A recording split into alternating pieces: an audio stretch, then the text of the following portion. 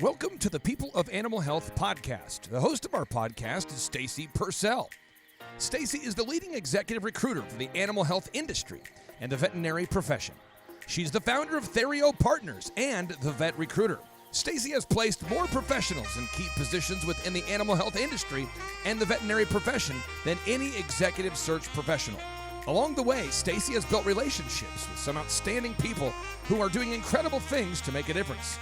The People of Animal Health podcast features industry leaders and trailblazers who have made a significant impact or are making an impact in the animal industry or the veterinary profession. Stacy chats with them to learn more about their lives, their careers, and the unique and interesting things that they have done to contribute to the animal health industry or veterinary profession. She's here to share their stories with you. Now here's the host of our podcast, Stacy Purcell. Welcome to the People of Animal Health podcast. On today's show, we are talking with Mark Cushing, an attorney and the founder of the Animal Policy Group and author of the book Pet Nation. Since 2004, Mark has specialized in animal health, animal welfare, veterinary and veterinary educational issues, and accreditation, developing a cutting-edge practice across these sectors. He currently leads several industry coalitions and initiatives. Mark has guided successful accreditations for a growing list of veterinary colleges and is a co-founder of the Veterinary Virtual Care Association. Mark has recently written Pet Nation, a book that tells the inside story of how companion animals are transforming our homes, culture, and economy.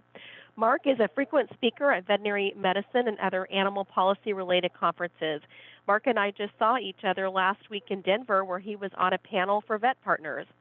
Mark is an adjunct faculty member at Lincoln Memorial, Lewis and Clark, and University of Oregon Law Schools. He is a past chair of government relations practices at Tonkin Torp, a prominent Northeast law firm, and Winstead Seacrest in Minnick, a major Texas law firm. Mark also serves as trustees counsel at Lincoln Memorial University. He is an honors graduate with distinction from Stanford University and the Willamette University College of Law. Welcome on to the People of Animal Health podcast. And how are you, Mark? Doing great. It's Friday, a lovely scorched day here in Arizona, and got my 5-mile walk in early before the temperatures got beyond 95. So I'm doing great. And congratulations. Yeah, I was talking to you. Your new show. Yeah, thank you. Thanks, Mark. I was talking to you the other day, and you were doing your 5-mile walk. That's impressive, and I know you have to get up early to do that in Arizona because it is so hot there, especially in the summer. Well, Mark, I'm so excited to have you on our show today, and I know that you've had a super successful career, and you're involved in so many interesting things, but I'd love to start off at the bottom and at the very beginning of your career. But first of all, what was your life like growing up, and where did you grow up? So I was the fourth of 5 kids in a town, at the time, kind of a sleepy country town west of Portland, Oregon, called McMinnville, named for McMinnville, Tennessee. And it was kind of your basic, fun baby boomer childhood. A lot of freedom and a lot of competition with my siblings. The town since, interesting, has become one of America's highly rated small towns because it's the center of the Pinot Noir wine industry in Oregon, which has become a $2 to $3 billion industry. And my county and that town and area and farms I grew up working on and so forth is now cool and stylish. And I went to a reunion last year and really had to laugh because it's just like your town going from black and white TV to color. I couldn't get over how interesting my little town was, but I had a great time and played sports and did politics and enjoyed school and getting in trouble and all the things one did as a kid with a lot of freedom. One doesn't have that much freedom these days. I have 5 kids of my own, so it's interesting to compare that, but that's where I grew up. I was going to say, so you were 4 or 5 kids. You have 5 kids. I knew that because you told me that, and I have 5 kids. So how interesting is that? Well, Yeah. Sounds like you had a really neat childhood and were involved in a variety of different things there, and how neat that the town has reinvented itself today. Well, I'm curious, when did you first figure out what you wanted to do professionally? Well, I had two paths in mind And you never know whether they were your own idea or what friends and family thought. But everybody in my family and most of my friends growing up assumed I grew up to be a politician because I was super active politically and ran for things and tended to be president of different organizations and student bodies and things like that. And I was elected Oregon Boy State Governor, which is what Bill Clinton did in Arkansas, and that kind of launched his political career. So that was one path I thought about early on, but I always knew I'd be a lawyer. My father was a lawyer. My older brother was a lawyer. I like to argue, still do, and was pretty good at it. So I never doubted that I'd go to law school. And so those are really the two paths I imagined when I went off to Stanford after high school.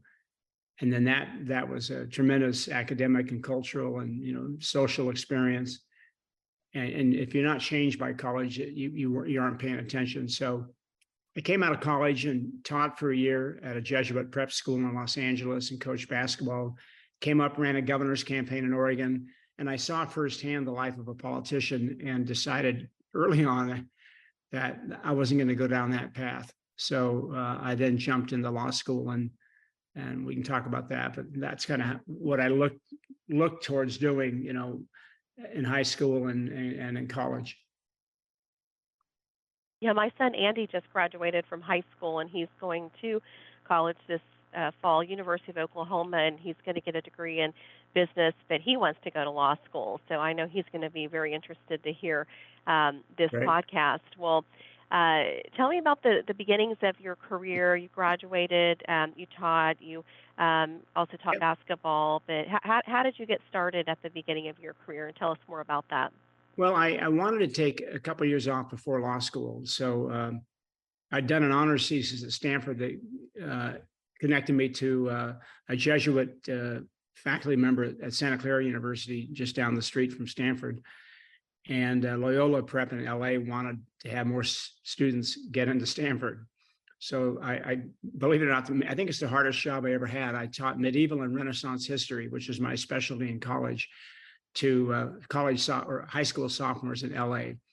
And let me tell you that's hard work because there's no interest on the part of a sophomore boy in Los Angeles at any era, certainly at that era, in medieval Renaissance history. So I've always said that my first job was literally the most demanding one. And I don't know what grade I'd give myself. I'm sure it wouldn't be an A, hopefully at least a B, but it was challenging.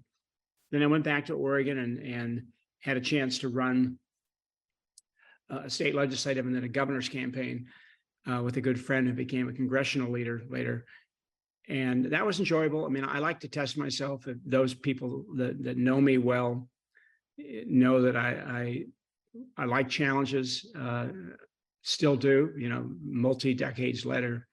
But I went to law school, and there's a national competition for law students all over the country called mock trial, where you're in a simulated trial. And I made it to the national finals in Houston and got a very commanding offer at the time, Stacy, from a big Houston law firm. And my then wife and I had a baby a month before law school ended.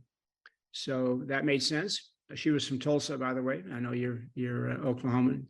She went to Nathan. Everybody has a connection to Tulsa, it seems. I think so. There's that song by Gary or Bob Wills and the Texas Playboys, "Take Me Back to Tulsa, I'm Too Young to Marry." So I went to Houston and took the bar, became licensed in Texas, but the firm broke up, a big firm, and it broke up right before I got there. So the litigation group, I was going there to become a trial lawyer. They left and created a boutique and didn't need any young lawyers. So there wasn't much to do. And I was an impatient, ready to go trial lawyer. So I went back to Oregon, took a 50% pay cut 4 months into my career, and went back to Oregon with a now 5-month-old baby. And if I think back about that decision, but it's probably typical of me. I tend to take on challenges and not be afraid of risks, which that was a very risk-heavy decision. But it was great because I spent 18 months, tried almost tried a case a week, or not a month, excuse me, a case a month. So I was in court doing what I wanted to do on the civil side, business cases, not personal injury or criminal. And it put me on display, if you will, for some major law firms in Portland that I tried cases alongside. And I got offers from 5 of the biggest firms in Portland to join them, and did that. And that launched about a 12-year career. And I couldn't have been happier. And I tried cases all the time. I was in federal court, state court. And my specialty, it probably wouldn't surprise you because I like people. What I liked were jury cases. And most lawyers don't like jury cases because they're so unpredictable. It's 12 strangers. You don't know what they're going to do. You've got a client that's either, if you're a criminal lawyer, at risk for their freedom. If you're a business lawyer, a lot of money at stake, whether you're trying to get the money or not pay the money. And I just loved jury cases. There was something about them that was so live and real and particularly just so challenging because you had to figure out a way to convince 12 strangers that you've never met, you'll never meet again, to do the right thing, by my client. And I was happy to do that the rest of my life. And I kind of shot up the ladder in Portland as a young hotshot trial lawyer, quite a few cases in the newspaper, and thought that's what was going to continue to happen. And I got involved and was the lead strategist for a governor's campaign for a candidate for governor in Oregon, and he won. And that changed everything. And we wouldn't be doing this podcast if that hadn't happened. And I didn't get paid to do that. It was a civic, cultural thing to do, and it got my name out there too, I suppose. But I started getting phone calls to handle political and lobbying issues for clients who figured I was close to the governor and I was probably the smart person to hire. And I hired lobbyists. I didn't want to give up my trial law career. But at the same time, cases were increasingly being mediated, arbitrated, which is where you sit in a conference room with a lawyer serving as kind of a private judge, because general counsel for clients increasingly wouldn't trust jury cases. They just didn't want to risk the money and the reputational damage of 12 strangers how could you count on them to make a good decision, even though I had a really good track record. So I saw the future, Stacy. Turns out I was relatively accurate in what I've predicted, that I would, instead of being in front of a jury, I'd be in a lawyer's conference room having a lawyer play judge. Not nearly as much fun or nearly as interesting. So that led me, I had a lobbying success on a very controversial form of lottery in Oregon, barely kept the governor from vetoing it. And that took me into running a company in Atlanta, a client company. And I sort of jumped out of the law. And again, kind of typical, I thought, let me see if I can do this. Let me see if I'm any good at running a company. And it was involved with state governments all over the country. So the nature of the business was somewhat political, which obviously carries through to today. So moved to Atlanta. We had our last child there at the famous North Side Hospital, which Designing Women, I think that was a show, that the Southern-based show that was super popular back then. And that was the hospital. I grew up watching that show. There you go. And that was a hospital they'd always referred to, that you needed to be born at in Atlanta. We did. It was the closest one. We didn't pick it for popularity, but anyway, so I did that, and ultimately ended up in Washington, D.C. as a partner in a large Texas law firm that a close friend of mine was joining. And we'd met at that mock trial national finals back in Houston in the day. And he was a very prominent Black Texas lawyer, been first Black student body president at Texas A&M.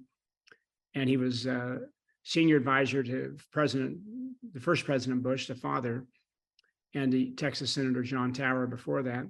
So we opened the DC office of a Texas firm. And I was a lawyer lobbyist in DC, which has about 75,000 people with that title.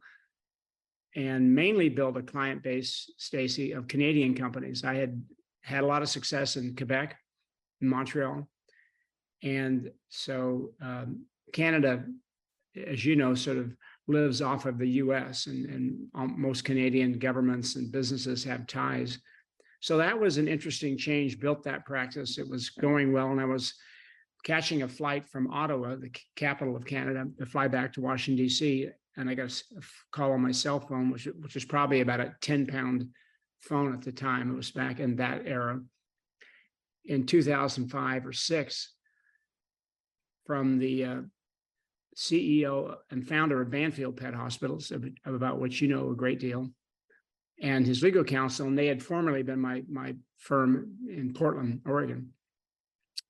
And they asked me, could I possibly solve a problem in Congress for the pet industry regarding microchipping of pets?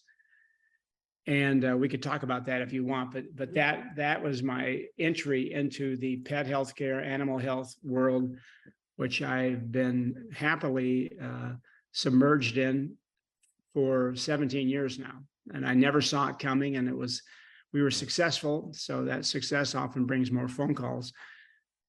But I figured that was it. I had a good time, got a nice fee out of it, move on with my career. And the phone kept ringing and pulling me into an opportunity. So I represented Banfield in all 43 states that they were in, with state vet med boards and legislatures.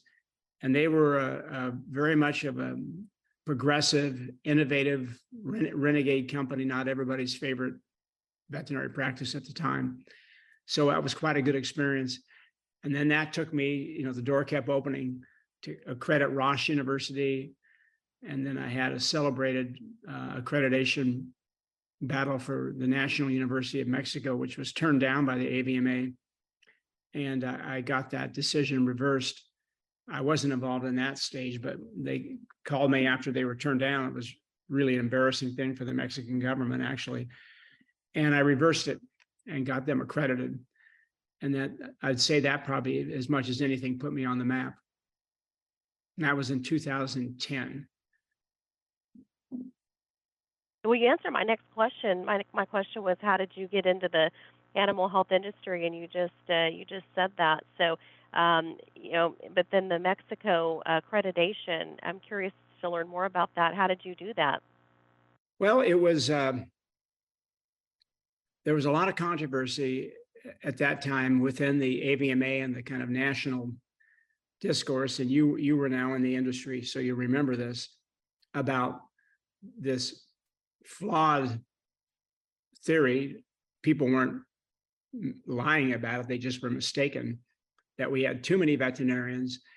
And there was a desire, and they had a vote at the AVMA House of Delegates, and they came close to prohibiting the accreditation of foreign schools. And there was also some good old-fashioned racism directed at Mexico, to be honest. And so without getting too deep, the basis for turning them down was manufactured. And I'll say that, and I'll stand by it. So I read the report and read the decision, and discovered in meeting with the university in Mexico City that the basis for turning them down was literally manufactured. So I called them out pretty bluntly, and they had the good sense to reverse the decision. And then I brought them back down for another limited site visit regarding the topic in question. And they were impressed by what they saw. This is an amazing school. It's 300,000 students, 300,000. It's the least corrupt institution in Mexico. What do I mean by that? You only get into the school based upon your score on an entrance exam or your class standing in one of their 15 prep schools. Their charter is to be the best in every single department, every single program in all of Mexico. So it's a prestigious school.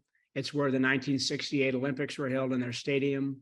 It's quite, their vet school has a huge faculty, very successful. Most of their faculty have PhDs from US vet schools, in addition to their degree from UNAM, it's called. So really an impressive place. So if I look back, I'm not sure. There's two other successes I've had in the veterinary space that meant more to me than reversing their denial. And they had a big celebration on the whole campus. They had people. It was like a holiday, a parade. They brought me down for that day. The president of the university spoke. Leading members of the Mexican Congress and government came. It was a huge celebration. It was a lot of fun. So long time, good friendships there. And that, I think, cemented in people's minds that cared about this, that if you, based upon Ross University and UNAM, if you wanted to start a new school or get a first-time accreditation, I was someone to consider retaining. So then Lincoln Memorial called me back in 2011. And we could talk about that if you'd like, but I'll let you get a chance to get a word in here. Well, I know that you're very involved with the veterinary schools and the accreditation process, and I know you're also in the process of working to help get new veterinary schools started. So I'd love if you would share with our listeners about some of those projects that you're up to and some of the current work that you're doing throughout the veterinary profession.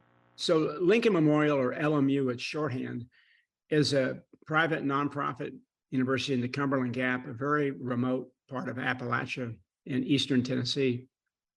And most people, myself included, had never even heard of the school.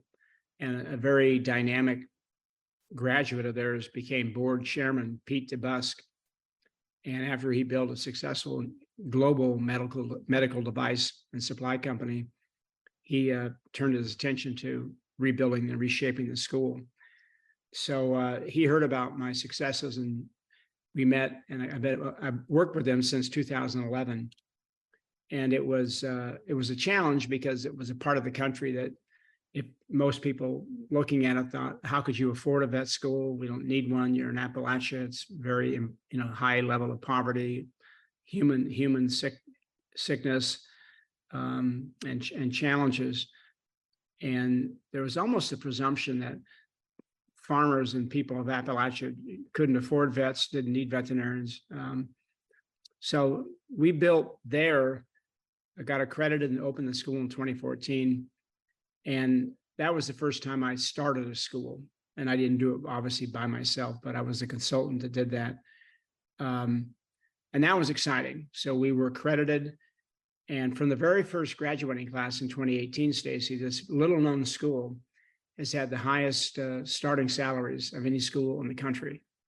And what was the secret there was that the final year, the 12 months of what you call your clinical year, was spent in 11 different rotations of 4 weeks each, basically in private practices around the US.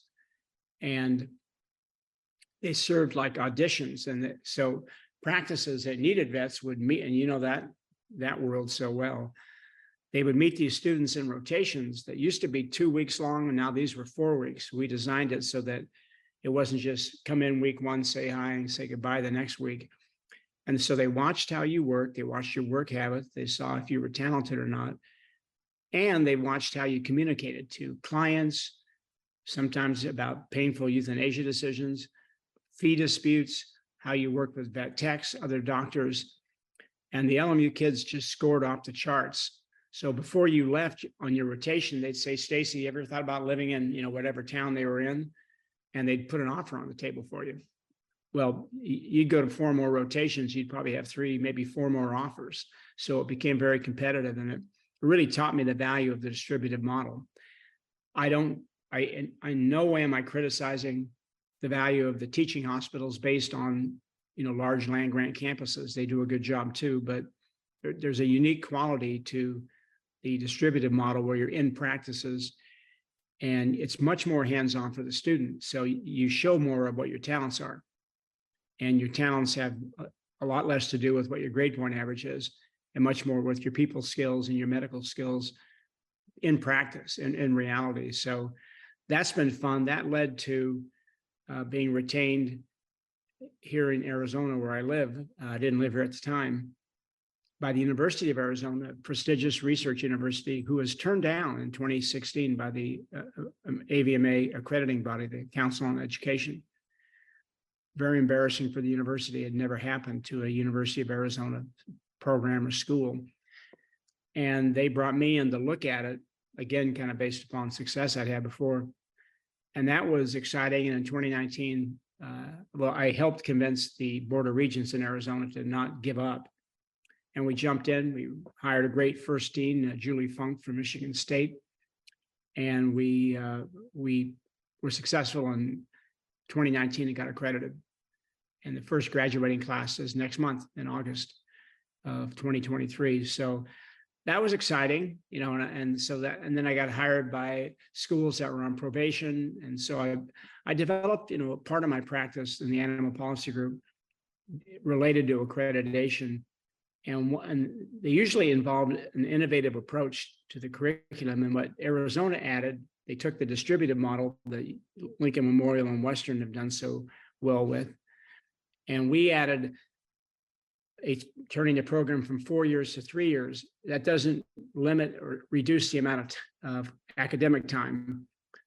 Vet schools are 9 semesters, but most schools, really all schools up until then, took the first 2 summers off, which used to have more value. But they decided, you know what, they don't want to be students anymore. They want to be veterinarians. Let's get them in the workforce earlier. It's proved to be very popular. So that was an innovation, which I'm now convinced is a great way to go. So today, here on what is the 21st of July, I'm the consultant and involved up to the top of my head with starting 5 new schools. So at the same time, which is challenging but exciting, and kind of blending the models we just talked about. And so that's what I'm doing now. But I've been busy with lots of other things besides higher ed and accreditation, as you know. Well, you have been, and you also recently wrote a book, Pet Nation. What inspired you to write it? Well, it was a phone call from an agent who had reason to believe, and turned out to be accurate, that Penguin Random House and some other large publishers, but it ended up being Penguin Random House that published the book, was interested. And this was in 2018, kind of the spring of 18. And we had moved to Paradise Valley, right next to Scottsdale in Arizona. My wife chairs anatomy and histology and the curriculum at Mayo Clinic's medical school here in Arizona. And I had watched, as you had, we both had front row seats. You very much the same as I did on the transformation since really I would term it kind of the late 90s, and certainly full steam by the 2000, the complete transformation of the role of pets in American families, homes, culture, and society. And tremendous economic impact because of that. The phrase I use a lot and people use a lot is, pets went from the backyard to the bedroom, but they didn't become the new kids, but they became, I joke and say that pets are better than kids. I have 5 kids. They hate it when I say that, but pets, as we know, are so nice. But in any event, pets became central members of families, not children, obviously, but central members. They sleep on top of the bed. They go on vacations with you. They don't sleep in the backyard. And so many changes, just order of magnitude changes flowed from that. Where pets could go, where you see pets. You can't go shopping and not see pets. You can't go to an outdoor restaurant and not see pets. Go on a train, you go on a plane, you go to a hospital. Every hospital has dogs participating as animal assisted therapy dogs. So the whole culture changed, and nobody had studied that, and nobody had tried to write a book about that. So I took that on. What happened? How did it happen? Why did it happen? What was the impact? What have been the problems? What have been the political issues? That's my world very much. How's it affected pet healthcare? Chapter 7.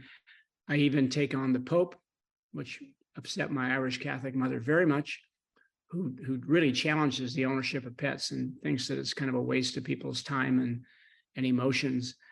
So it's a broad, wide-reaching book. And Pet Nation was kind of used the way we talk about Sooner Nation or Cowboy Nation, the fans of sports teams. But it's chock full of data, and I've had a lot of fun writing it. I've had so many people that read it or listened to it on the audio version and said, I thought I knew everything about PetSmart, but I didn't apparently know anything. So I tried to really lay it out there, and it was time consuming but it was fun to write. I like to write. I think of myself as a good writer. I take a lot of lawyers write a lot, so it's always been part of my work life, and enjoyed it. And I'm sure it's helped my career. Just because getting a book out there that your industry and the people in the world that you work can rate. I'm not going to ask you if you've read it, but if you haven't, I'll sign one and send it to you. But it's been a lot of fun. So that's the story of that book. Yeah, I love that story. And, you talked about some of the transitions since the 90s with pets, but since your time in the animal health industry or the veterinary profession, what's been the most surprising thing that you've seen throughout your career so far in this space? The single most surprising thing I spent quite a bit of time on, but there's a number of candidates, but the single most surprising thing, Stacy, was the decision of Subaru and Nissan in the 90s. And I can't even imagine the creativity of the CEO of both those global car manufacturers that approved this, because they launched TV commercials. So, TV advertising, very expensive, as we know. And the ads, you'll recall, was a car going down a highway of the California coastline with the windows down. And in the passenger seat was a a golden retriever, hair flowing in the wind, smiling. And that's all you saw.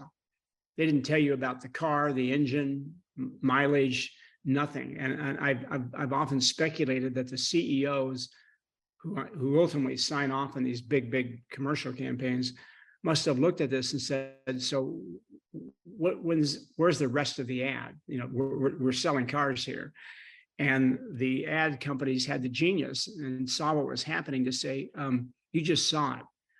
We want to connect your brand to a dog. Okay. That's what we're doing here.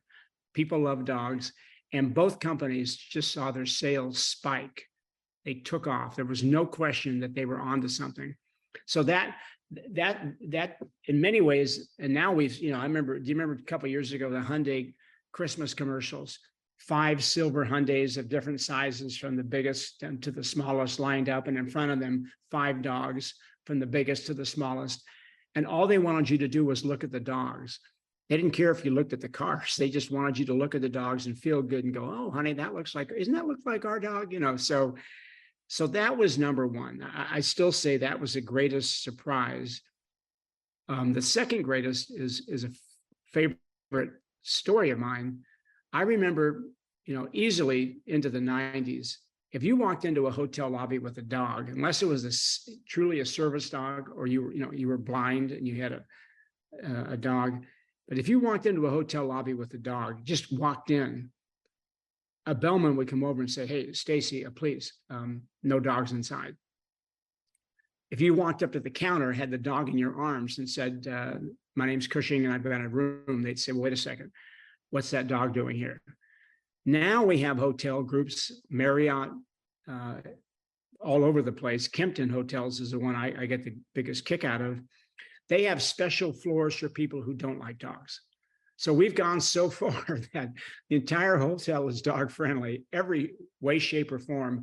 But you go to the 7th floor on the west wing if you don't like dogs, and you can be up in that room and you won't be bothered. So those changes, which reflect that, and what drove so much of that, as you know, Stacy, was this device, our smartphones. Because what happened was people started taking photos, as you know, and videos of their dog and posting it. And every day when you opened up your phone to see what your calendar was or see if you had any phone calls or anything, you see these incredible pictures just of regular people in regular situations with a cute dog or a cute cat. And you know what? The only word you can describe them, they were irresistible. We would look at those and smile, laugh. You'd see somebody in Portland, Maine that had your species of dog that looked just like yours. You might follow up, you might connect, you may not. But so suddenly you just saw dogs in particular, cats too, but dogs more than anything. You just saw them everywhere. And you began to break down the barriers to they can't be here, they can't be there, take that dog away, to where companies now fight for airtime to show their brand connected to a dog in some manner, even if the dog has nothing to do with a commercial. AT&T had a bearded dragon in a commercial. Now, I mean, come on, but it did. So those changes drove so much of it. As far as impact, the most surprising thing has been how quickly Millennial and Generation Z children and young adults have now become the largest pet owning group in America, replacing baby boomers who still have a lot of dogs, and Generation X have plenty of dogs. But the largest cohort of pet owners are millennials and Gen Zs. But if you think about it, they grew up in families with dogs, treated differently, right? They saw dogs treated special, and that was normal to them. And I don't think they decided to have dogs instead of kids or cats instead of kids, but they definitely decided we're going to have cats and dogs. And they spend money. They want the same quality and level and scale of healthcare for their pets as for themselves. That's the driving force right now in the shortage we face, to jump to that topic. But it's just interesting here because it's a culturally driven change. And what a great problem to have. A whole new 2 generations want more of your services, veterinarians, but we don't have enough. You know, we went 30 years and opened 1 vet school between 84 and 2013. And I'm not blaming anybody, but obviously we could have used a lot more vet schools. So what a surprise we don't have enough. And you got millennials and Gen Zs knocking on the door saying, I want a lot more. I want more time. I want more advice, more counsel, more care. So something surprising when you didn't see it coming. And I didn't sit there in 2006 when I got involved and have some mystical vision of what was going to happen in the next 16, 17 years, but it's played out. These dynamics have all converged. So it's made it a very interesting, exciting industry. You're a leading part of it, if I can throw you a compliment. The number 1 recruiter, and you have your finger on the pulse of the profession and the status of pets, probably as much or more than anybody. I've been lucky enough to have a front row seat. You know, every day I've got a big group of clients now, so I'm kind of hearing and looking and seeing the way things evolve, and it's almost night and day difference. Wouldn't you agree? You go back to when you were in college compared to today. It's almost a night and day difference, I think, the role of pets. Yeah, a lot of changes. You mentioned a number of them, and looking ahead, what does your crystal ball say about the future of the animal health industry? It should be sustainable on a constant growth path. It should get better and better. Millennials' children are going to have probably more pets if they can than their parents did. Gen Z, same thing.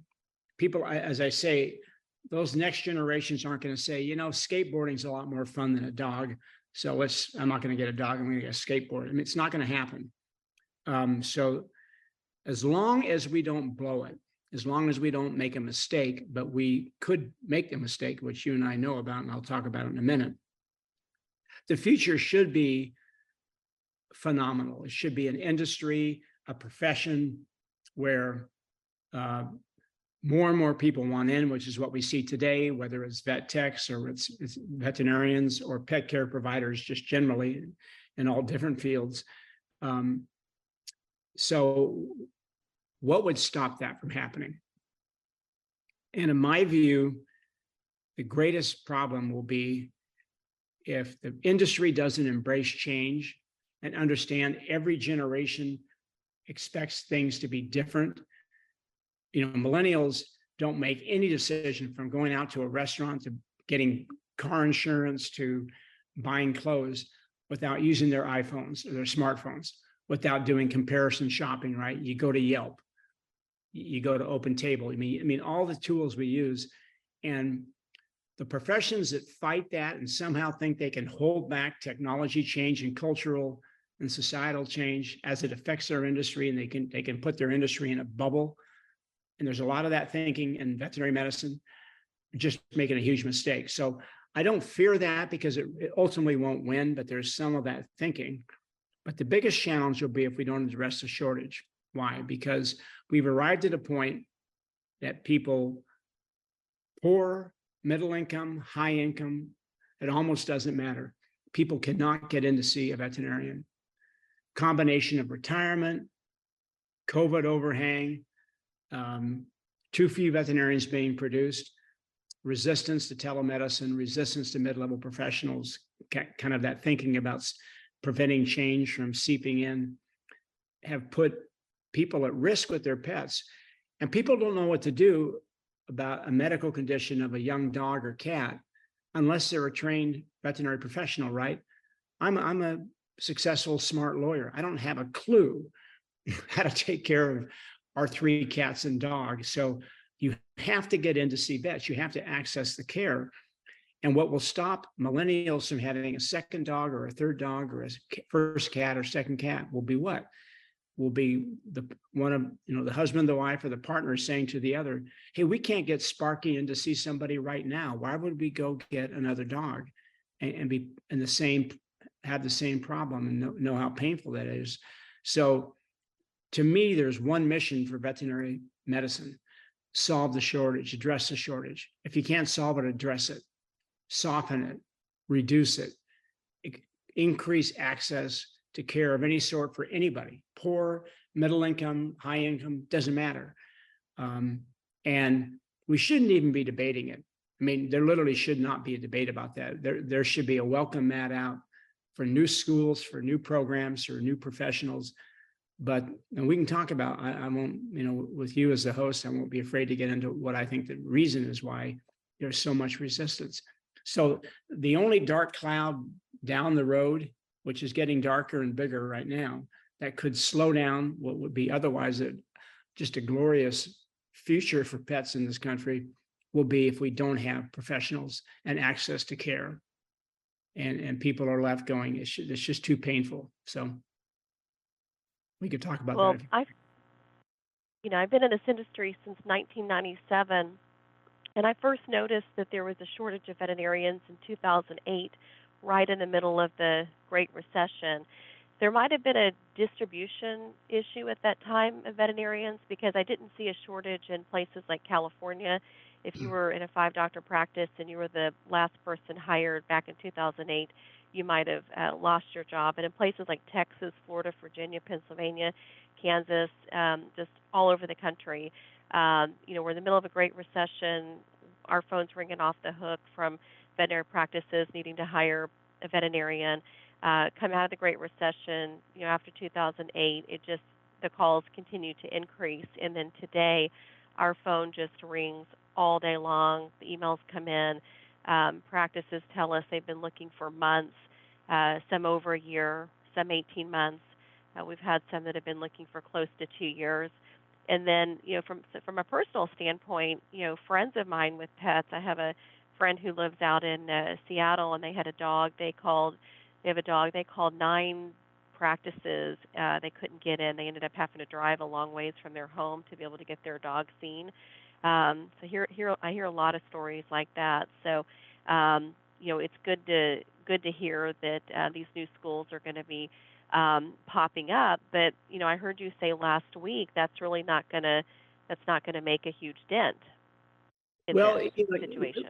So 8 new schools will produce 800 to 1,000 new vets a year. So that's important. That's meaningful. You have the boomers retiring. So you had the largest generation before, millennials, and they're retiring. So you've got demand increasing, pet ownership expanding, thankfully, but doctors retiring. So staying even is a challenge, Stacy, and catching up, and getting ahead is even more of a challenge. But those schools that make a difference.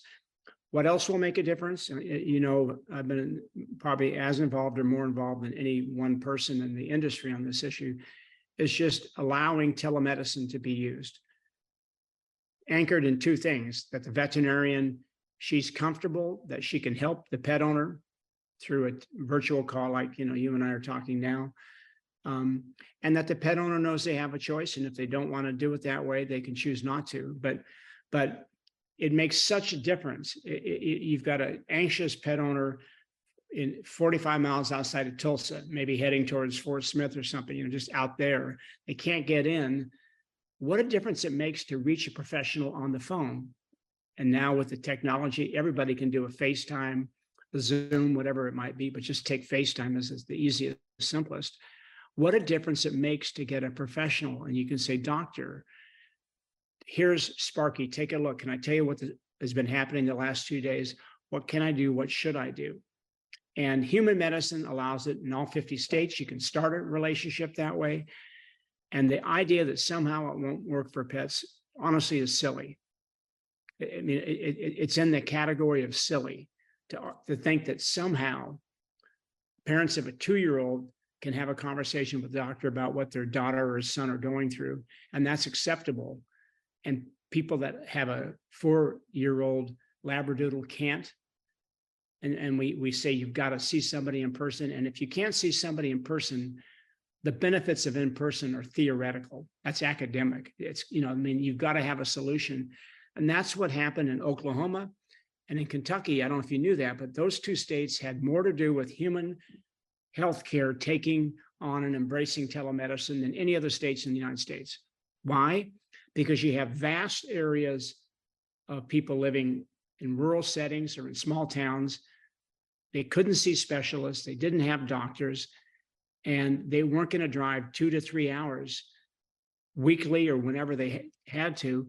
The same thing in Eastern Kentucky. And somebody got the bright idea, well, wait a second. Dr. Stacy's right here and I'm 60 miles away. Why can't we do this? And you can't do everything, of course. You can't do heart surgery by telemedicine, but there's so many things you can do. And it's made such a difference. So that's that next piece. More schools, more graduates. Graduate them sooner, good. Telemedicine, let the veterinarian determine for herself if she's got the information needs to be helpful, great. Send them to the clinic if you need to.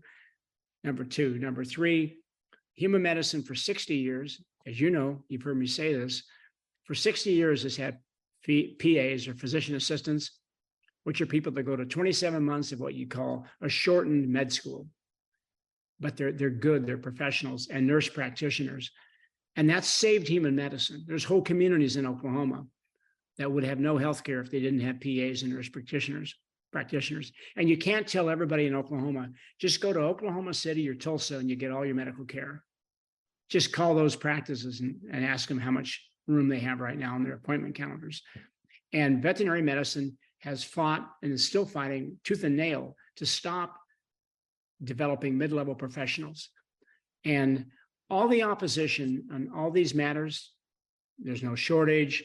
We don't need telemedicine. We don't need veterinary PAs. We don't need nurse practitioners. All of that is driven by one thing: protectionism, the fear that the economic interests of certain typically older generation veterinarians, their income is going to be harmed. The sad thing about that is it would expand, not be harmed. Okay. Human medicine is doing just fine. Doctors haven't gone out of business, and they wouldn't survive if they couldn't use PAs and nurse practitioners the way they do. You've heard me say this. My wife's at Mayo. My medical care, I'm one of the fortunate folks that Mayo's my doctor. I get to go to Mayo Clinic if I have a problem. That's a treat, right? I mean, it's a privilege. You know who I see most of the time at Mayo? Really talented PAs.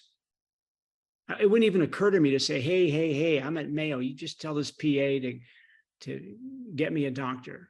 I wouldn't even think about doing that. Why? Because they're knowledgeable, they're smart, they're easy to talk to, they're professional.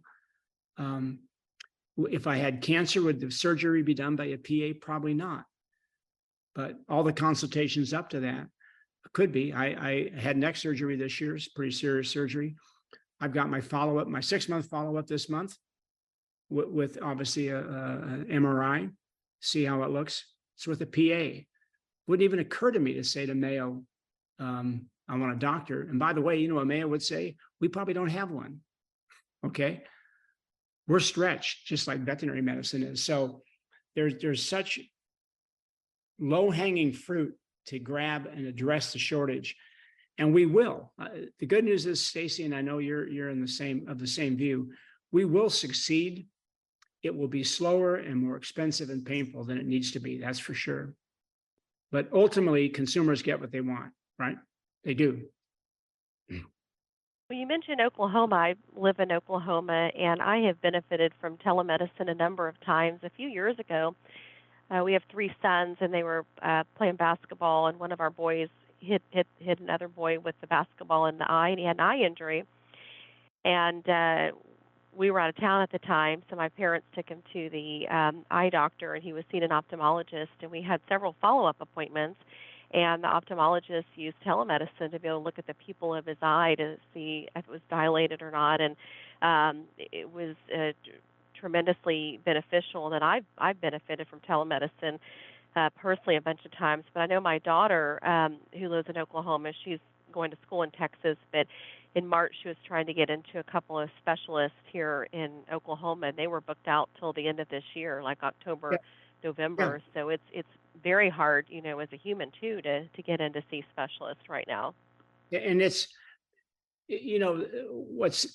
I'll say what's disappointing, even more than frustrating, is that the arguments used by industry to fight these changes that have been demonstrated to work in human healthcare at a scale that veterinary medicine can't even imagine.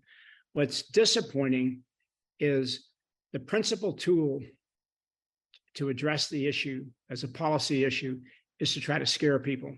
They just scare people into what's going to happen, and they paint scenarios. And you know what? There's no evidence that that's the case. Ontario, Canada, 15 million people has had telemedicine for 6 years, full on. There hasn't been a single complaint ever filed with the Ontario board governing veterinary medicine, not a single complaint of harm to a pet.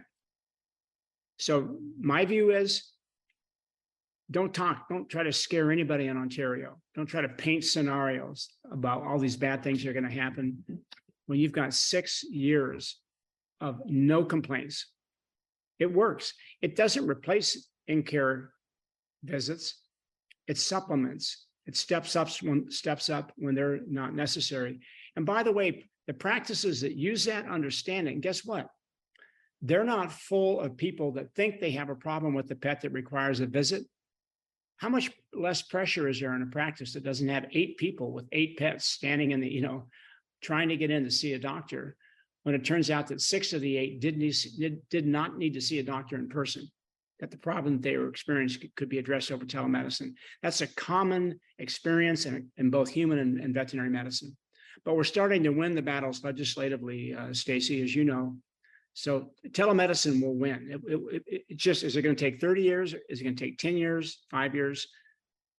It'll take more than one. We know that, but we're making progress. So I know we're getting close to the witching hour for this program. You and I could talk for 2 or 3 hours. So if you ever want me back, and can put up with my viewpoints, feel free to reach out. But I've enjoyed the conversation. I appreciate the interest. Well, I have a couple more questions before we go. So, what message or principle do you wish you could teach everyone listening here?